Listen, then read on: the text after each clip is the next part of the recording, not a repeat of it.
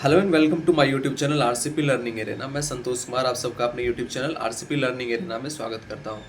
कल 20 सितंबर first shift में मेरा सीजीएल 2025 का पहला शिफ्ट में मेरा कल पेपर था। Everything was smooth. मैं गया एग्ज़ाम देने के लिए।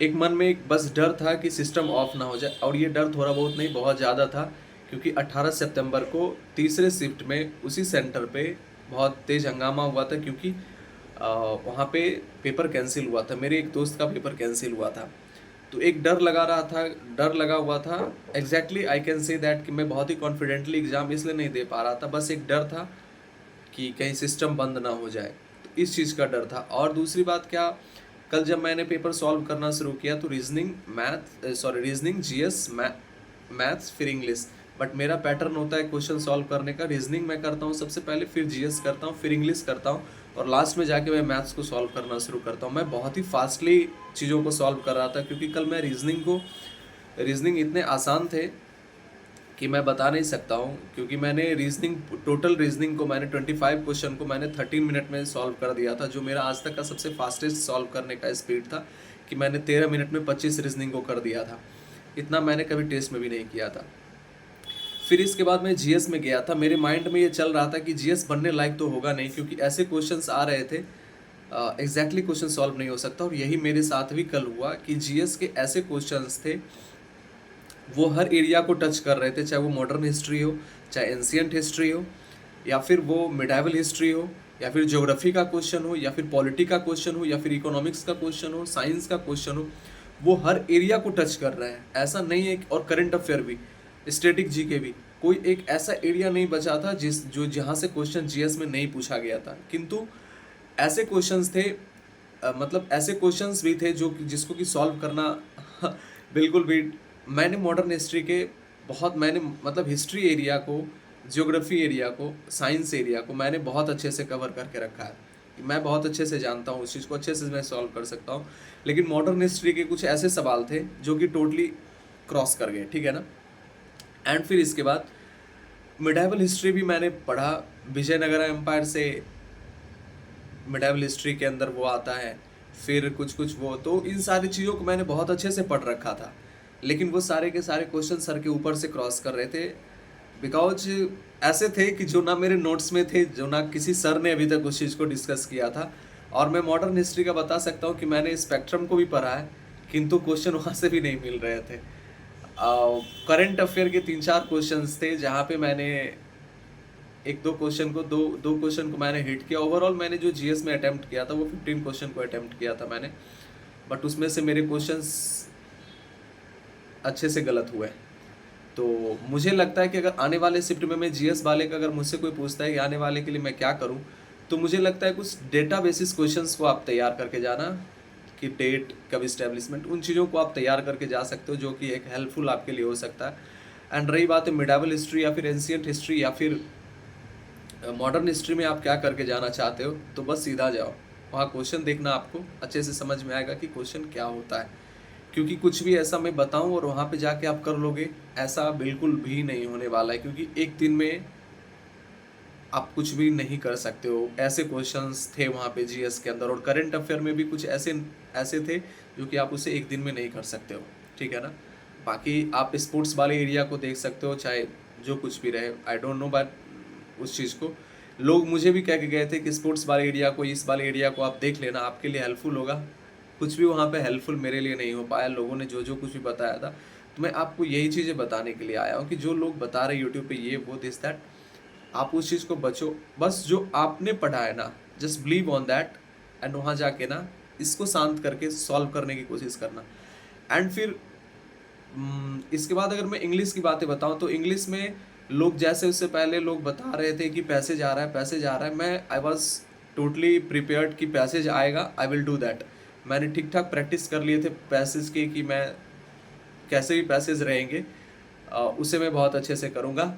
बट नियति ने एक ऐसा खेल खेला, मेरे में पैसेज आया ही नहीं, मेरे में क्लोज टेस्ट आया। और क्लोज टेस्ट ऐसे क्लोज टेस्ट थे, मैं बता नहीं सकता हूँ कि कैसे क्लोज टेस्ट थे। मैंने पहले फर्स्ट मिनट में इंग्लिश को करने, जब इंग्लिश में मैं इंटर किया तो 1 मिनट मैंने पैसेज को दिया, मेरे को पैसेज बिल्कुल भी समझ में नहीं आया, और इवन अभी तक मैंने सॉल्व किया है तो मेरे को ये नहीं समझ में आया कि वो क्लोज टेस्ट किस विषय के बारे में पूछा हुआ था। बिल्कुल भी क्लोज टेस्ट मेरे सर के ऊपर से चला गया था।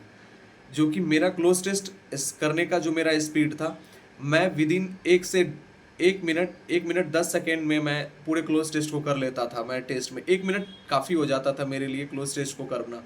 मैं टेस्ट में जब करता था, क्लोज टेस्ट वगैरह जब आते थे, तो एक जो कि प्रीवियस ईयर बेस्ड होते थे, या फिर जो टेस्ट में जो नॉर्मली टेस्ट बुक वगैरह के टेस्ट में आते थे, उसका जो मेरा स्पीड होता था क्लोज टेस्ट करने का, वो मैं 1 मिनट 10 सेकेंड में मैं कर लेता था।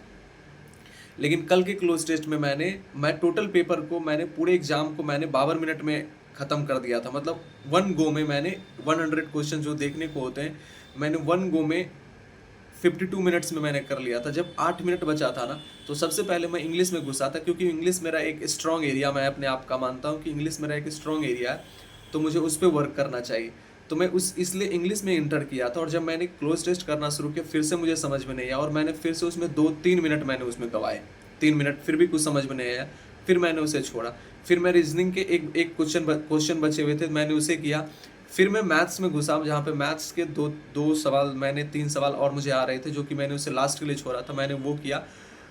तो आप आने वाले, क्योंकि यहाँ पे मुझे लग रहा है ना, शायद मुझे लग रहा है पैटर्न में कुछ चेंजेस देखने को मिला है। जहाँ पर लोग कह रहे थे कि एडवांस मैथ नहीं पूछ रहे थे, तो अब यहाँ पे एडवांस मैथ भी देखने को मिल रहा था मुझे, क्योंकि मैंने किए हैं।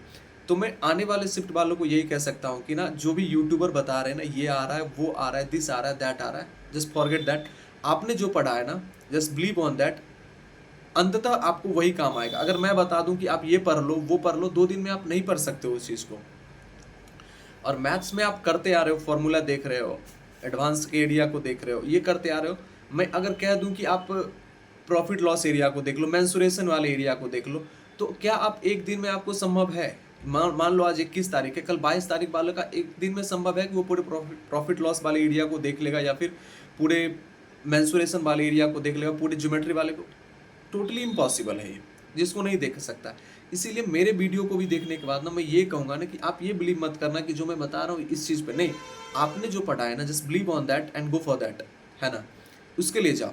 आप ये कहीं भूल जाना, क्योंकि अंततः आपका वही पढ़ा हुआ काम आने वाला है। ठीक है, तो मेरा यही ओवरऑल रिव्यू था कि पेपर वाज, लोग मेरे वाले शिफ्ट को बता रहे हैं they are moderate, no moderate नहीं था यार, हार्ड था पेपर। मैथ्स रीजनिंग, मैथ्स भी कह रहे हैं कि लोग आंसर की आने दो, फिर पता चलेगा कि क्या आने वाला है। मैथ्स भी 19 से 20 डुएबल थे, ठीक है, 20, और मैं उससे ज़्यादा कहूँ तो 21 तक डुएबल थे। 4 क्वेश्चन थे ऐसे जो आपको फंसाएंगे। इंग्लिश मतलब टोटली बहुत अच्छा क्वेश्चन पूछा गया था, क्लोज टेस्ट, एंड फिर इरर्स भी, या फिर मतलब कुछ इरर्स तो आसान थे, बट ओवरऑल इंग्लिश को मैं कहूँगा ना तो 17-18 क्वेश्चन डुएबल थे, रीजनिंग 25 डुएबल थे, जीएस 7 to 8 अच्छे से डुएबल था, बहुत ही हार्ड जीएस पूछा गया था। ओवरऑल मुझे लग रहा था कि इस शिफ्ट का ओवरऑल बहुत अच्छा अटेम्प्ट 70 से 72 का होता। जो मैंने गलती किया कि मैंने ओवर चढ़ के मैंने क्वेश्चन को सॉल्व कर दिया, ये मैंने गलती किया, जो जहाँ पे मेरे निगेटिव होने के चांसेस बहुत हाई हो गए। तो इस चीज़ का मुझे थोड़ा सा डर है अपने आप में। पेपर उतना अच्छा नहीं हुआ है, तो इस चीज़ का थोड़ा टेंशन मेरे चेहरे पे भी दिख रहा है। तो ओवरऑल मैं कल वाले या फिर आने वाले एग्ज़ाम में जो भी स्टूडेंट आएंगे, एग्ज़ाम देने को जाएंगे, मैं उनसे यही कहूँगा, आपने जो पढ़ा है ना, जस्ट बिलीव ऑन दैट, उसी पे विश्वास करो, ना मेरे बताए पे, ना किसी अन्य यूट्यूबर के बताए हुए पे बिल्कुल भी ध्यान मत दो। ठीक है, तो ये था मेरा ओवरऑल रिव्यू। होप आपको मेरा रिव्यू पसंद आया होगा। अगर मेरा रिव्यू पसंद आया तो मेरे चैनल को आप सब्सक्राइब कर सकते हो, वीडियो को लाइक कर सकते हो, ठीक है ना। और मैं ये भी बताना चाहता हूँ कि अभी आने वाले CHSL और MTS वाले एग्ज़ाम के लिए मैंने जिस तरह से सिलेक्शन फेज का पेपर देखा है, CGL का पेपर देखा है, तो मैं इस बेसिस पे अब मैं अपने YouTube चैनल पे कुछ सीरीज़ लाने वाला हूँ, जो कि बहुत ही जल्द 1 से 2 दिन 3 दिन के अंदर मैं उस चीज़ को स्टार्ट करने वाला हूँ। तो उस चीज़ में जो भी मेरे YouTube से चैनल से जुड़े हुए हैं, आप उससे उस चीज़ को कर सकते हो। मैं ऐसा नहीं कर रहा हूँ कि उसको कहने से आप उसे क्लियर कर दोगे, but that will be so helpful for you. तो चलिए, यही था जानकारी आप सबके लिए, और मेरा यही रिव्यू था एग्ज़ाम का। तो मिलते हैं फिर से किसी नई वीडियो के साथ, तब तक के लिए आप लोग अपना ध्यान रखिए, ख्याल रखिए, फिर मिलते हैं, बाय बाय, जय हिंद।